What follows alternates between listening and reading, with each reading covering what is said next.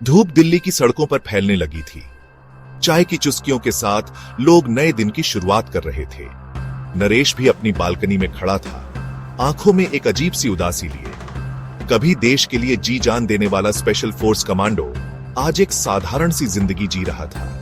उसके सीने में युद्ध के निशान छुपे थे, जिन्हें देखकर लोग सम्मान से नवाजते थे। लेकिन आज वो निशान उसे बस एक गुजरे हुए कल की याद दिलाते थे। उसने अपनी बांह पर बने टैटू को सहलाया, एक चील जो आजादी की निशानी थी। यादें उसे उस दौर में ले गईं जब वो और उसके साथी जान हथेली पर लेकर देश की रक्षा करते थे। कबीर, उसका सबसे करीबी दोस्त, उसका भाई, आज एक आतंकवादी। नरेश को यकीन नहीं हो रहा था। कबीर जैसा देशभक्त, ऐसा कैसे हो सकता है? उसके मन में एक अजीब सी बेचैनी थी। उसे कुछ करना था, लेकिन क्या? वो अब इस दुनिया का हिस्सा नहीं था। फिर भी एक सैनिक हमेशा सैनिक रहता है। देश पर खतरा मंडरा रहा था और नरेश चुप नहीं बैठ सकता था।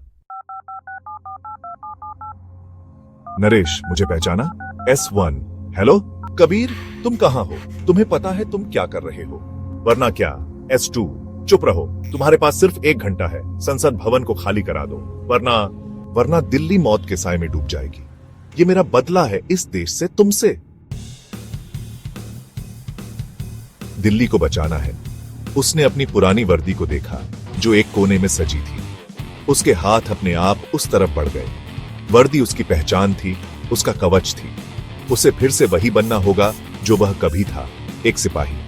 उसने अपने सीक्रेट लॉकर से अपना पुराना साथी निकाला, एक ग्लॉक 17 पिस्टल। उसने पिस्टल को सहलाया, जैसे किसी पुराने दोस्त से मुलाकात हो गई हो।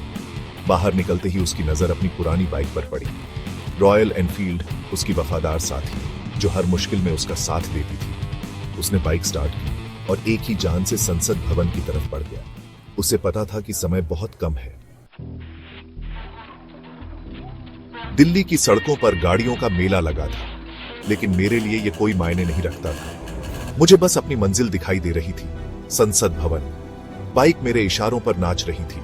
मैं गाड़ियों के बीच से निकलता हुआ ट्रैफिक के नियमों को ताक पर रखकर आगे बढ़ रहा था।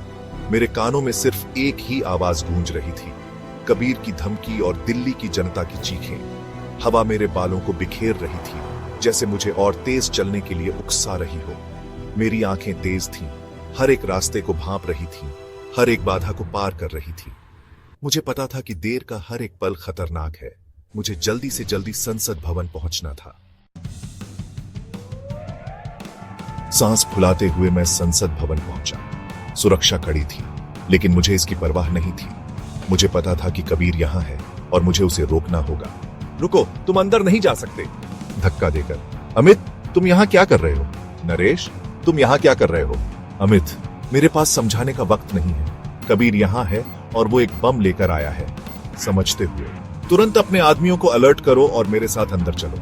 संसद भवन सूना था, हर तरफ सन्नाटा छाया हुआ था। नरेश को अपनी ही पैरों की आहट सुनाई दे रही थी। कबीर, बाहर आ जाओ, ये सब खत्म करो। लेकिन जवाब में सिर्फ खामोशी मिली। याद करते हुए, अमित मेरे पीछे आओ। नरेश बंकर की तरफ भाग गया, अमित उसके पीछे पीछे।